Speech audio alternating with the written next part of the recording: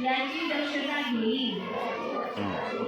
मी या देशाला सुजलाम सुफलाम करण्यासाठी